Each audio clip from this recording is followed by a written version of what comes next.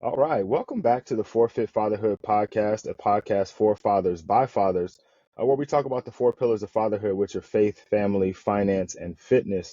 And if you've been listening, you probably have missed us for the last 2 months, actually. We've taken the last 8 weeks or so to really commit to this whole idea of work-life balance. So these next few episodes that you'll hear will be generally about work-life balance, or what I like to call work-life harmony.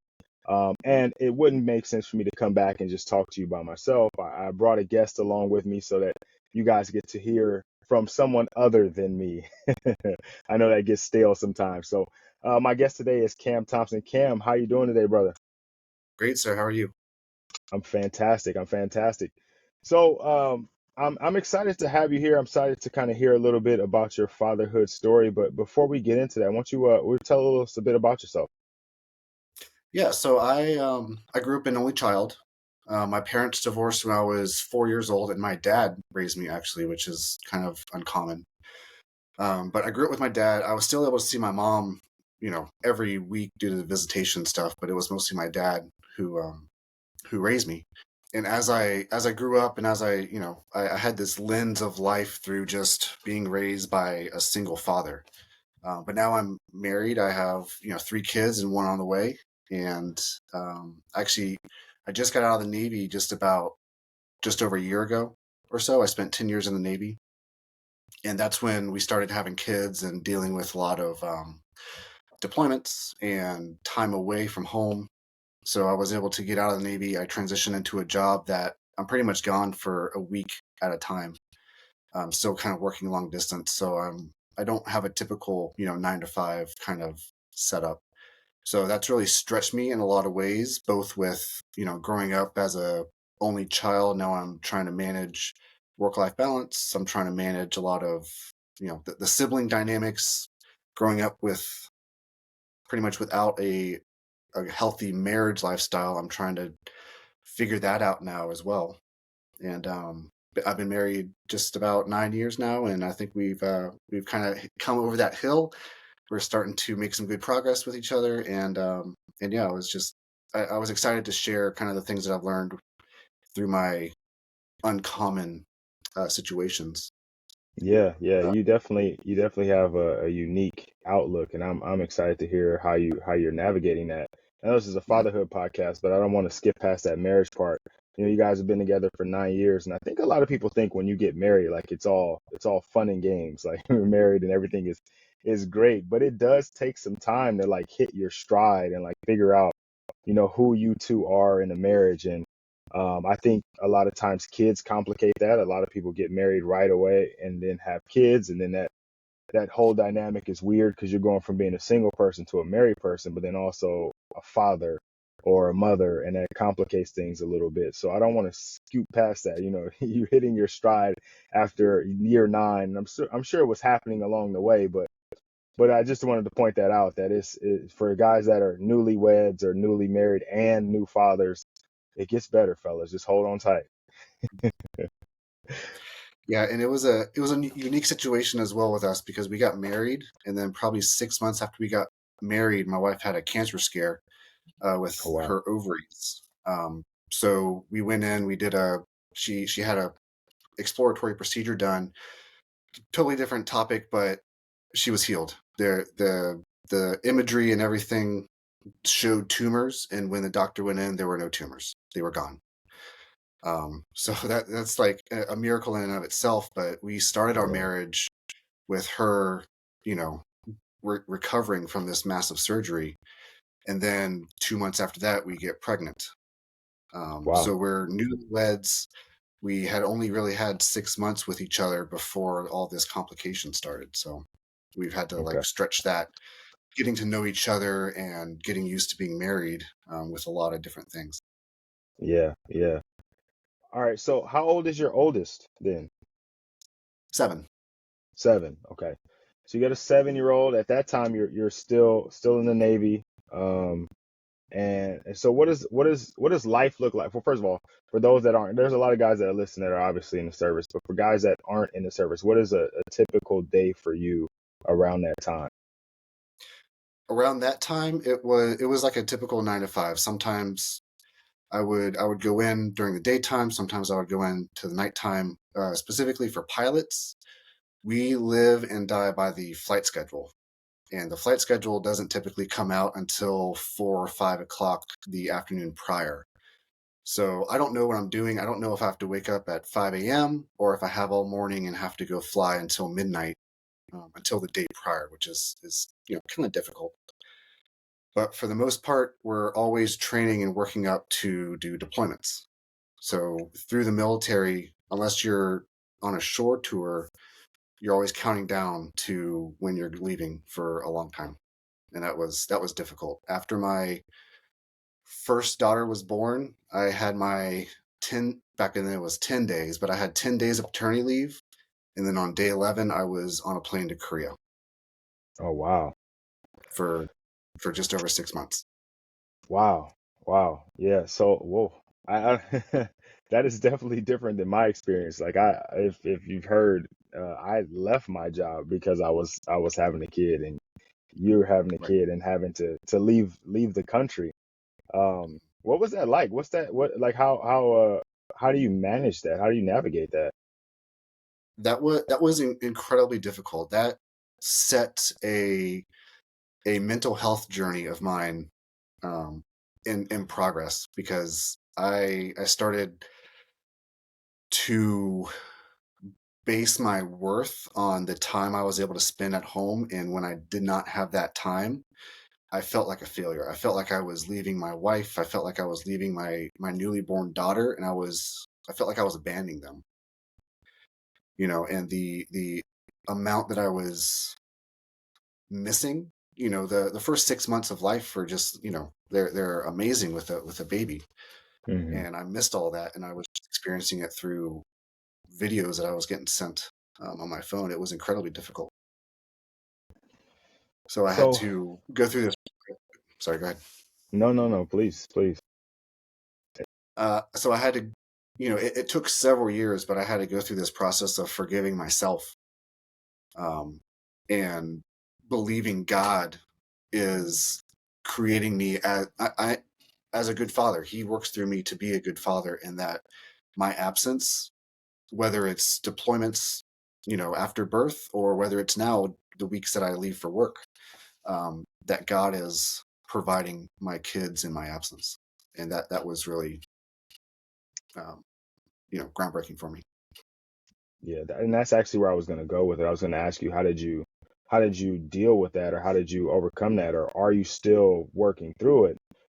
Because you mentioned it was the beginning of a mental health journey, and I think there's a reason why I'm going into this whole work life situation, is because it's one of the biggest things that guys come to me with, that they're struggling with, and it's more than just I want to be home. There's like this deep internal like struggle. It's like this battle over identity, over who, like you said, self-worth a little bit. And so I'm really curious as to, so when you're experiencing that, what was your, so you had a bit of a breakthrough, but how did you get to the point where you knew you needed to do something else, or like how do you get to that point? Really, for us, it was, I became depressed. I was mentally checked out when I came home. I knew that I needed to be present for my family, but when I was home, I didn't want to face the the disappointment in my family. So I Mm, mentally checked out. I, put a lot of effort and focus into my job, and spent a lot mhm. of time at work, and then would feel guilty when I came home. And instead of facing that head on, I would withdraw and distract myself. Yeah, yeah, And I hear it that a wasn't lot. until, you know, it wasn't until my wife encouraged me.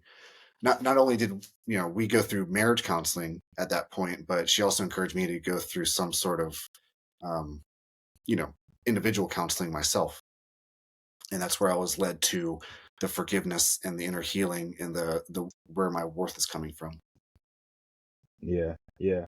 You know what? That seems to be a common trend, is that guys kind of throw themselves into their work when they start to battle that, right? Because it's like the one area that you can semi control, right? And then also you don't want to get too or at least guys don't feel like they want to get too overly involved in what's going on at home if I can't really be there anyway, right? Like if I'm going to get fully involved, it's just going to make it worse for me. So I'll just go home and, whatever's happening, I'm just going to go with the flow. But at work, I can go, I'm going to do my thing at work, and I'm just going to overdo providing. Like I'm just going to provide, then go home, and hopefully they're okay. um, and so as you're working through, you go and you start working through therapy. What are some of the first steps that you start to take to kind of turn this around for yourself? And obviously, guys, if you're struggling with this and you're having depressive thoughts, you're feeling depressed, you should go get help. And so I'm not using Cam's experience to give you a therapy session, but I am curious, maybe what are some of the first steps that you took to start working towards feeling better about it all? The first step was pretty much admitting, realizing that it's beyond anything that I can just do myself. No amount of alone time, no amount of reading self-help books by myself, no amount of sitting in my car mindlessly scrolling social media is going to prepare me to re-engage. So once you realize that you can't do anything, or that you are ill-equipped to do something, you gotta go seek help, and you gotta, it took me several times, several different um, therapists and several different counselors to find the right fit for someone who actually understood what I was going through and understood the needs that I had. Yeah, I'm glad you said that, because I think that that's part of it too. Is guys will go and start to get help and not feel like this is working, right? And so then it's like, oh well, this doesn't work. But it sounds like you were committed to the process, even if the person helping you conduct the process had to change. Right. Yeah, Yeah. for sure. And my wife was big in encouraging me to continue seeking, others that could help. Okay. Okay. And so when did you start that? So your oldest is 7. You're Mhm. gone for the first 6 months. How long are you kind of navigating that before you do decide to go and get some encouragement, get some help? It was probably about 3 years. Okay. The biggest revelation was our middle daughter.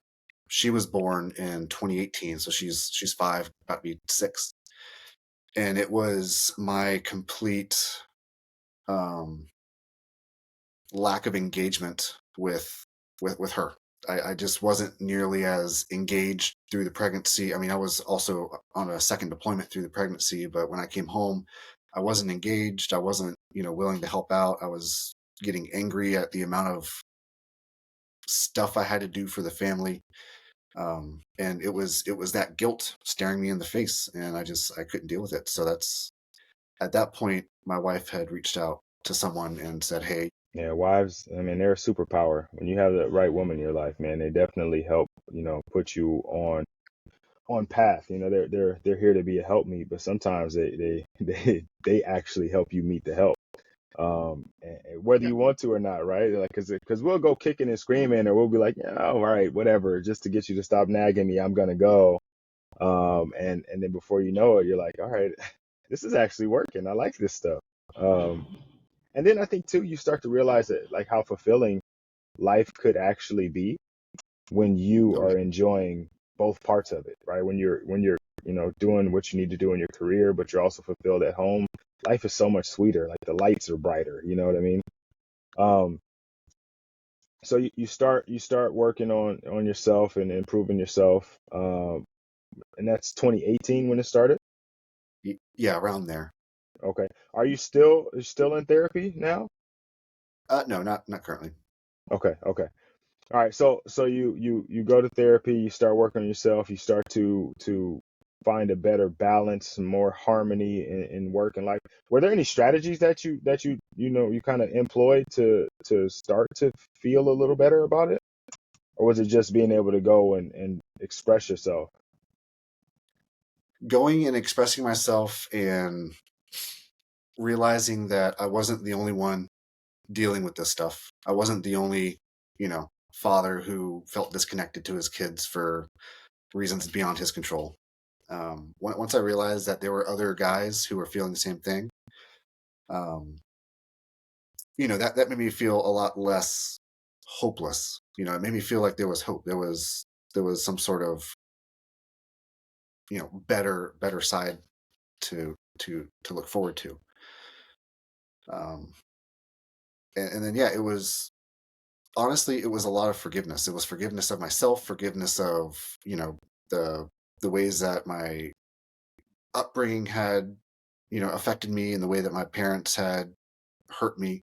Forgiving, yeah, just for forgiveness. Not carrying anger, not carrying resentment, or feeling like I'm owed something, but being able to, yeah, forgive, right? Just to say you're sorry and then move on was huge for me. Yeah.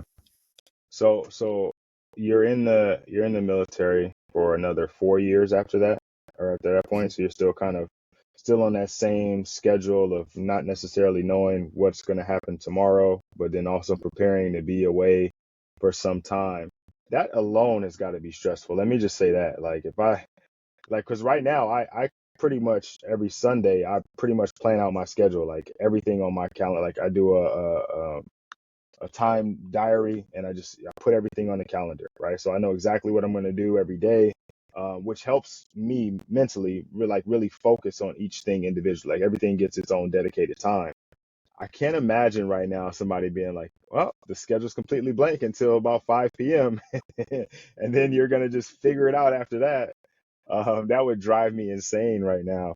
Um, but I mean, I'm assuming you just get used to that life. Um, how are things different now being out of the military? Well, it's a lot more structured. So I work 7 days of 12-hour shifts, and then I have a 7-day weekend. And you can plan where you're going to be for holidays. You can plan where you're going to be for birthdays. You have some flexibility for picking up shifts and requesting off for important events. But yeah, you can plan, you know, so far in advance, and that was just so bizarre to me. Being able to know what your week's going to look like, a month or two ahead of time. Yeah. So what is it that you're doing now? I think you mentioned it to me, but the fellas are probably wondering. Yeah, so I'm an EMS pilot in North Carolina. Okay. Okay. Yeah, I was just Yeah. out in North Carolina over Thanksgiving break. It was beautiful out there. It was my first time ever going, and we were in Raleigh, Durham area. I think we stayed in Cary. I have a cousin that lives in Cary, so it's nice out there, man. I'd never been, but it's definitely somewhere we would go back. Me and my wife were talking about we got to visit a little bit more often, and maybe when it's warmer, because it was Mhm. cold and raining, but but it was still a really beautiful part of the country. Yeah, I love flying out there. It's you get all four seasons, and it's great. Yeah. Are you from that area? No, I grew up in Tampa, Florida. Okay. So I grew up with hot, and then winter was 60 degrees for a couple days, and then it's back to hot.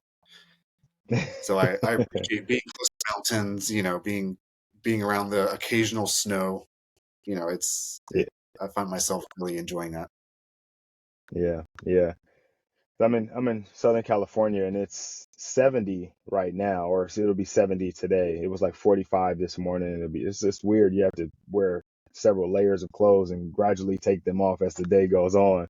But we had I think it might have been 2018 or 2019. Christmas Day, it was 90 degrees.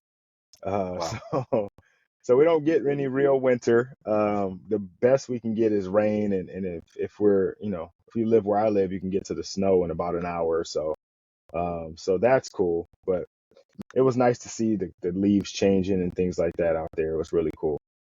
Yeah. Yeah, I love this area.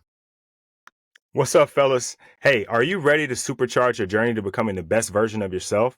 Introducing the Fatherhood Roadmap, the ultimate guide for every man. Uncover the secrets of success and 10 must do principles. Focus your energy, guard your time, train your mind and body, think for yourself, curate your friends and environment, keep your promises, stay cheerful and constructive, and upgrade the world. Now, I know you're not going to remember all of those, and that's why it's in the book. You got to go ahead and grab it. Elevate your game, redefine your path, and embrace the power of positive change. Okay, we're going to get back to the podcast, but really quickly, I just wanted to say something. I've got something incredible that I want to share with you, and it's not just a program, it's a journey. The Present Provider Bootcamp. Picture this: engaging video sessions, practical worksheets, and a community led by yours truly. It's your roadmap to excel in both your career and your family life. If you're ready to redefine your work balance, head on over to the link below and join the Present Provider Bootcamp today. Let's thrive together. Nice. So I sidetracked us. Let's get back. Yeah. So you're on those 7 days where you are working though, so you're working a 12-hour shift, and then you have, basically 8 hours to sleep. You don't obviously sleep the whole 8 hours. So on those days, how are you, still managing to get some family time in, or are you getting family time in? I guess that's probably a better question. Yeah, so I don't come home every night because, I have to sleep for 8 hours, and then that only gives me 4 extra hours to get a workout in, to eat and all that kind of stuff. So really it's, I come home occasionally. If the weather's bad and I'm not flying at night or something, I'll get off shift and come home. But otherwise I'm there and I'm in work mode for 7 days. And then I come home and I'm in home mode for 7 days. And that's been a huge blessing to me. Is the hardest part was finishing up a stressful day at work, having a 10-minute commute to come home, and then I'm launched into the chaos of dinner time with 3 kids. And that was very overwhelming. So now I'm, work mode. I got a 2-hour commute back home to transition myself, and then I'm in dad and husband mode for another week, which is great. Yeah, that sounds like a really, really cool, once obviously there takes some adjustment for anybody, but once you get into it, you can almost, like I talk about my schedule, mine's is shorter. It's like hours or 2 hour, 2 hour blocks. But you have some really dedicated time where there aren't any distractions and you aren't like trying to do several things at once. Like that coming home from work, the 10-minute commute and then diving into dad mode is tough, right? It's tough for anybody. And I think that's one of the things too that forces guys to kind of disconnect, because then you start weighing family time with quote unquote time for yourself. And it's like, I don't get any time for me. Like I need to unload. And so then you start to resent family time. And I think if you can, like you talked about your 2 hour commute, you get to kind of decompress. We got to find that time as well in our schedules and in our lives to disconnect a little bit from everything and kind of check in with ourselves. And then we can go back to super dad or to whatever our career or our job is. Yeah, it So you was.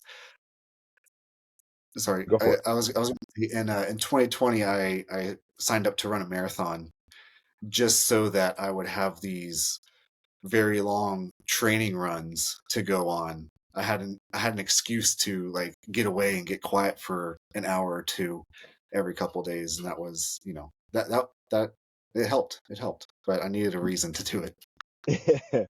Yo, I appreciate you taking the time. I'm not running any marathons, but I do appreciate you setting yourself up to make sure that you have that time, right? Because a lot of us will say we're going to take the time, or a lot of us will say out loud or say internally that we need the time. We don't do anything to actually get the time, right? We complain about it, but we don't take any action. And I would say, because I don't like, I'm a sprinter. I don't like to run long distances.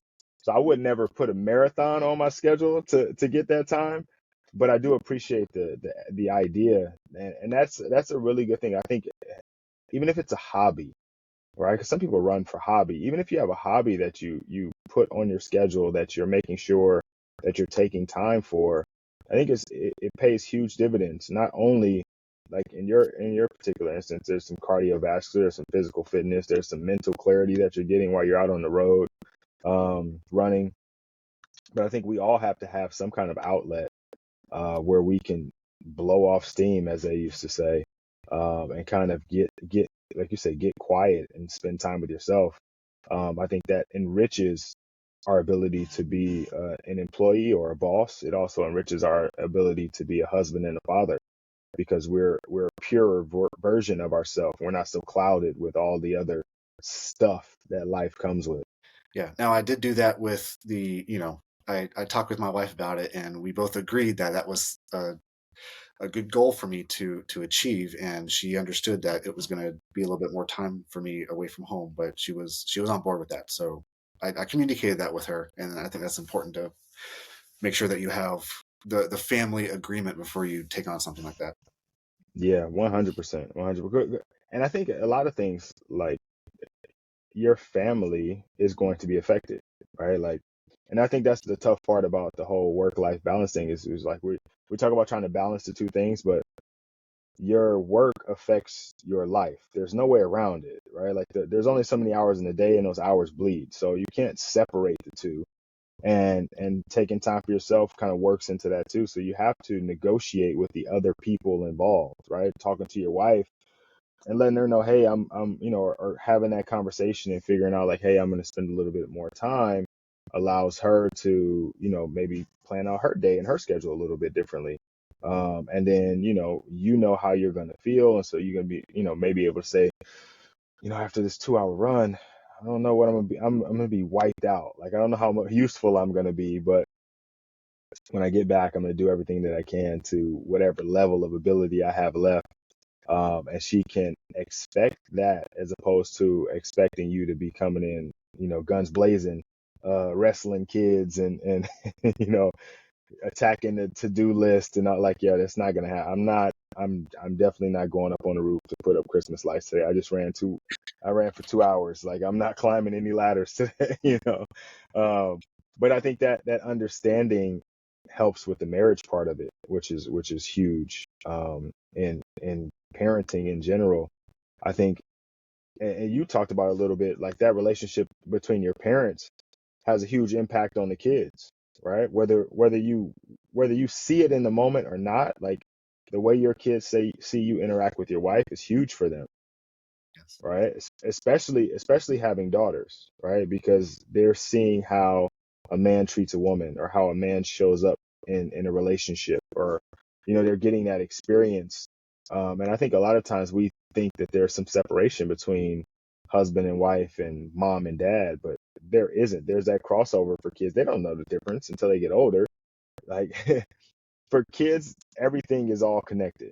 And if we don't take care of it that way, and we don't love on that other person and care on that other person, care for that other person, then they're like, dang, mom doesn't like dad doesn't like mom, like dad's I love mom, dad doesn't like mom, something's wrong with dad. All right, so you got a third one on the way. No, you got We have three, you got a fourth one on the way. we have a fourth one on the way. So we have a 3-year-old son as well. So daughter, 7 and 5-year-old, and then a 3-year-old son, which has been a blast. I was gonna Uh, say, how is the difference between having the girls and then having your son?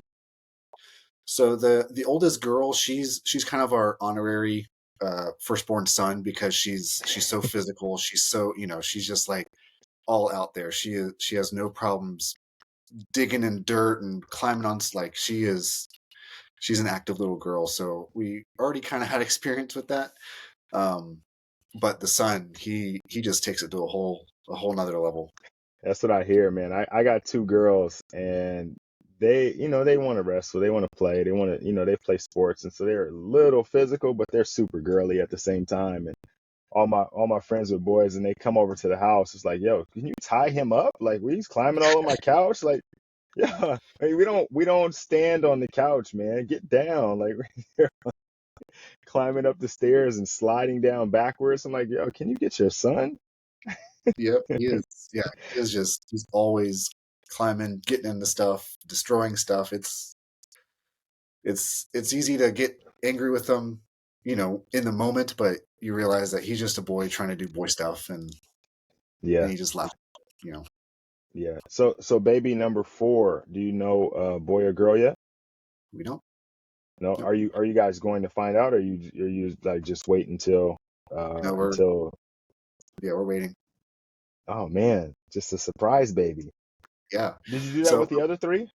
we did that with our son. Okay. And when my wife explained it, she explained it as she wants this like grand reveal at the end of the labor process to get her through things. Okay. Okay. So that's that. I wanted to find out. That was my, my concession to her was that she gets to find out whether it's a boy or girl to get her through the labor. Okay. I like that Yeah. though. I think that's fun, especially if you've already got kids. Like if it's your first Right. one, I would be like, oh, right. But if you got a couple already, it's like, all right, let's let's see what happens, right? And I think that's a great moment for both of you Mm-hmm. is to meet that child for the first time as that child. I think Right. I know for us for sure when our girls like we found out early and then we're planning for a girl and we're giving them names and we're you know what I mean like we're already treating them like they're here before they're here. You guys get like a full blown first first eye contact like all of that happens for the first time and there's no preconceived expectation for who that kid's going to be. They get to be Right. themselves from day one. Mm-hmm. That's really cool. Yeah, and when our son was born, we didn't know he was a boy. We just, we waited for him as well. And when he came out and he was a boy, my son, like the amount of excitement was beyond anything I had ever experienced. Yeah, yeah. So when is the baby due? Middle of January, so Oh, we're in the final stretch soon. there. Yep. Oh man. It's like a late Christmas present. Yeah, it is. Oh, okay. All right. That's really cool, man. So four kids. Are you guys done after four? Or are we trying to get a whole basketball team? What are we doing? No, we're stopping at 4. We're gonna do half of a hockey line here and There we go. call call it at 4. That's cool. That's It's cool. time. It's time to move to a different phase of life. Yeah. So being I'm an only child. Well, I'm kind of an only child. I have stepsisters, but we never lived together. So I was the only child in my house. Um, how are you, like you mentioned it a little bit, but navigating like the sibling stuff? Because I know with my daughters, because I have sisters, I have two sisters, so I use my two sisters as kind of an example for what I expect from my two daughters, or what I don't expect, I should say, because my two sisters are at odds about 50% of the time. um, but like for you raising siblings, being an only child, do you find any struggles with that? Yeah, I have no idea how the dynamics should look and when something is out of the ordinary. Like I've heard fighting is normal and the calling each other names and hitting each other that's just like standard sibling dynamic. But for me, it was like, why do you hate your sibling so much? Like we want you guys to be friends. Why can't you be friends? And my wife is one of 6, so she Okay. has lots of experience with that, and I I look to her a lot to manage the sibling relationships just because it's so foreign to me. Yeah, yeah.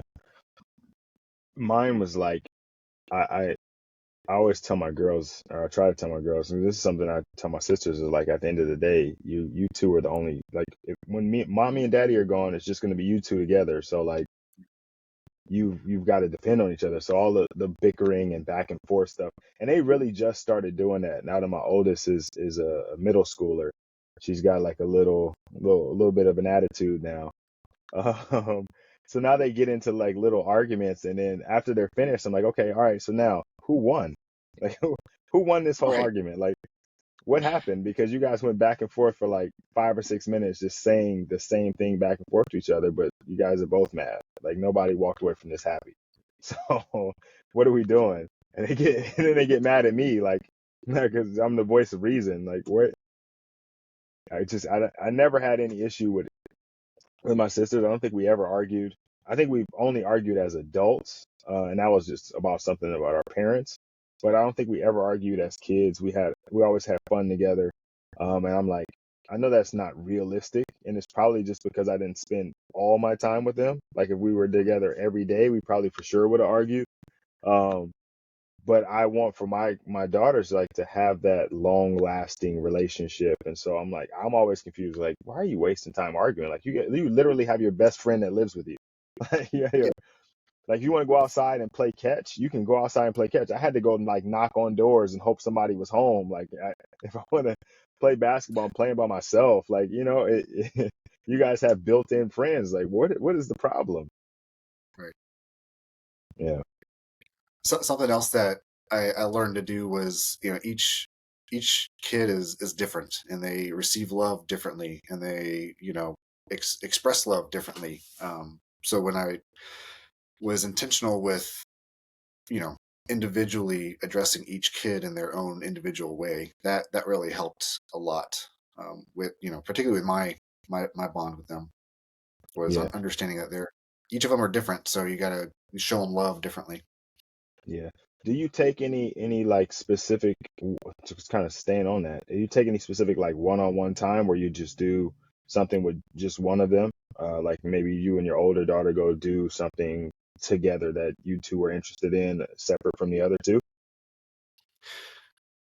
You ready for the roadmap to greatness?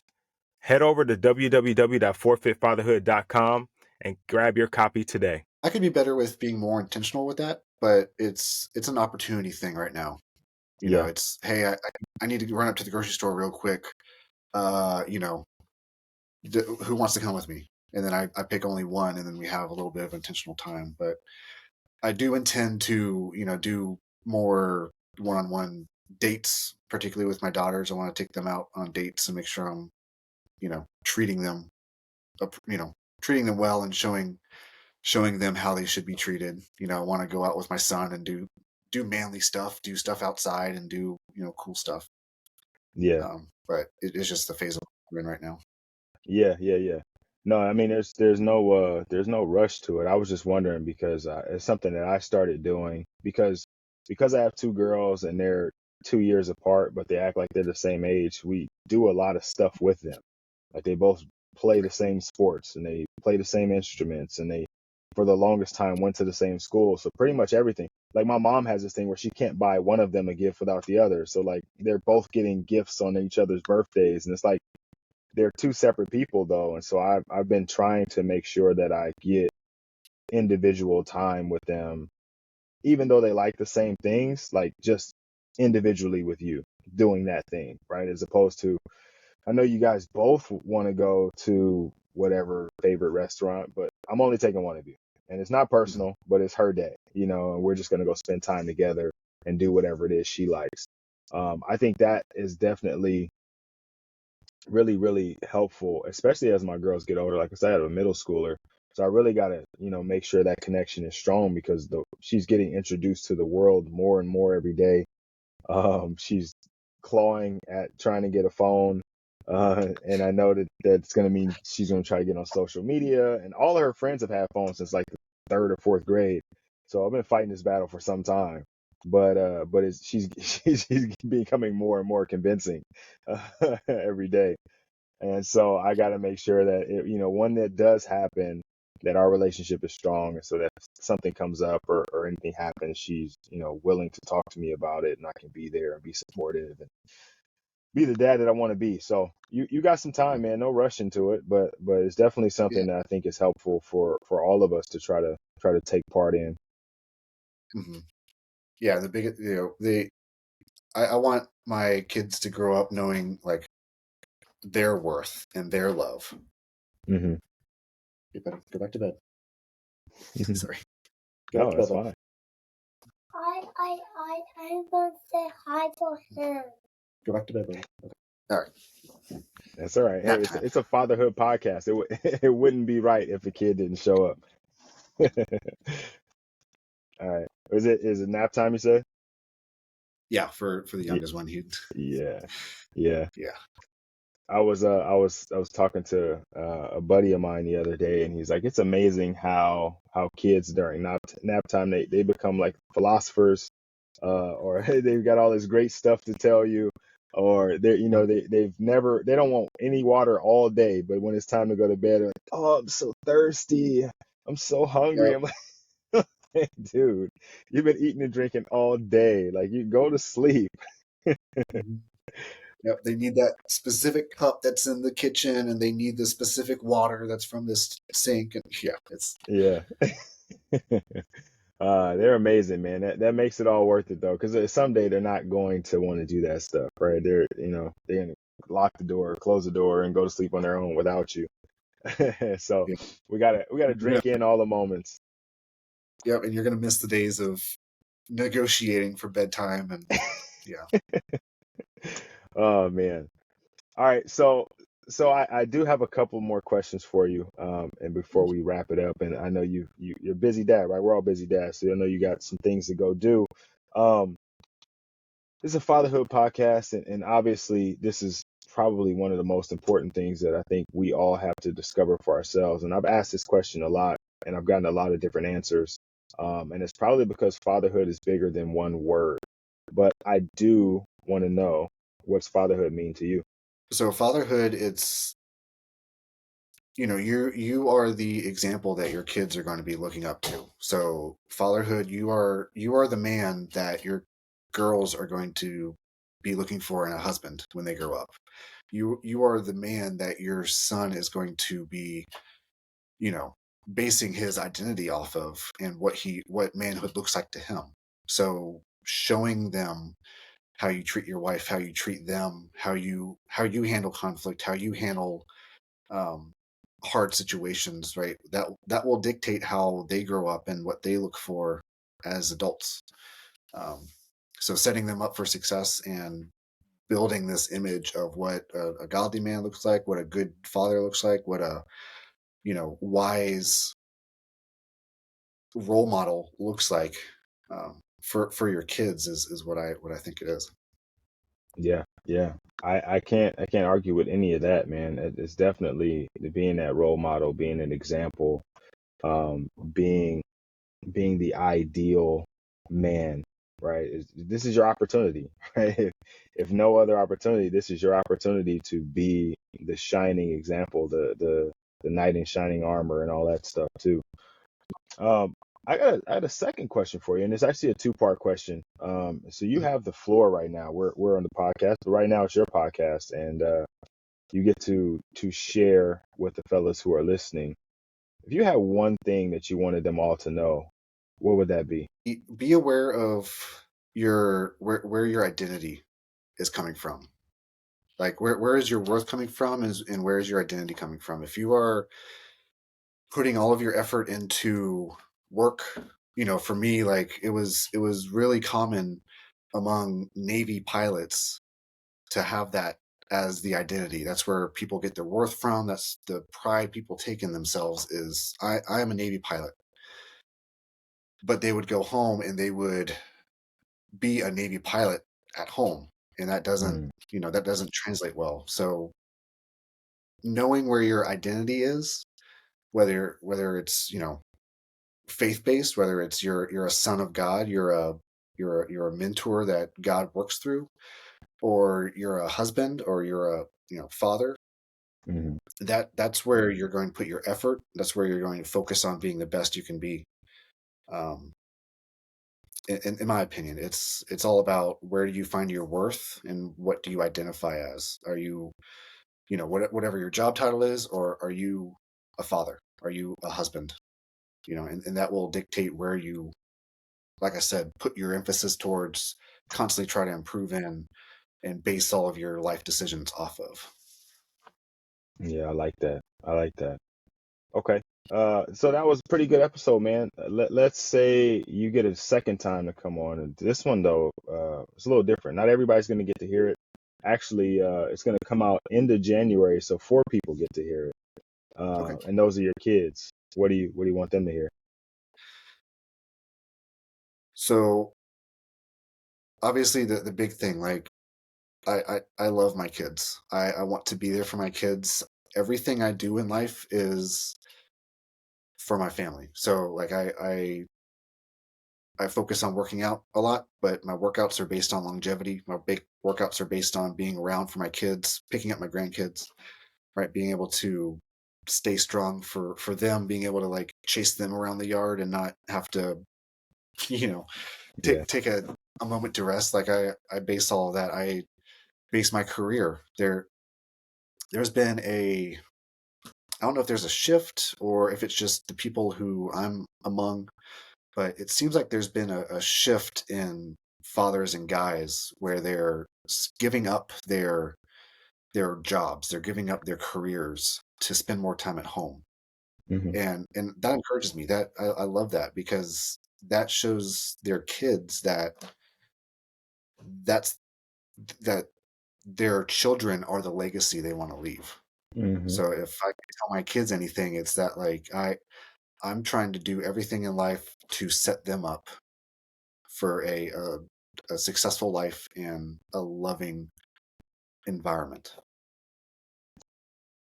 Well, I hope they hear that, right? And I'm sure and not only do I hope to hear that, but I can tell that you're living your life in a way that they're going to feel that, right? That they're going to experience that, and they're going to know that Dad did it all for us. And what better Right. reason to do it, right? What better reason than your own kids to do all the things that we were going to do, right? Like you got to Yeah. work to eat. You got, you should be working out to stay fit for yourself, but that motivation of doing it for your family, of doing it for your kids, it really just pushes you over the top. And it makes, when they say when you have a why, it makes any what possible. Mhm. And I think kids and family are the best why. Yeah. Yeah. Absolutely. All right, Cam, I appreciate you taking the time to share with Yeah. us. I appreciate you, fitting us into your schedule. And I look forward to talking to you soon, brother.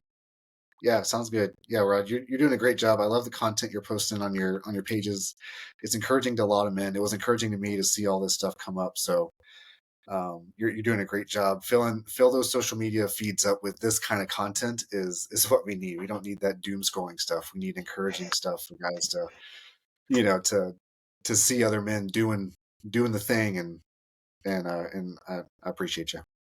Oh, thank you, man. Like I said, I'm just trying to be a willing vessel.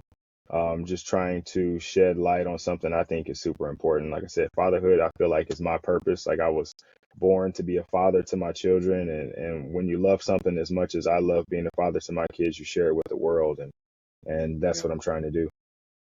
yeah, you're doing great. All right, thank you, man. All right, bro. I'll Yeah, I'll talk to you soon. all right, sounds good. Thanks. All right.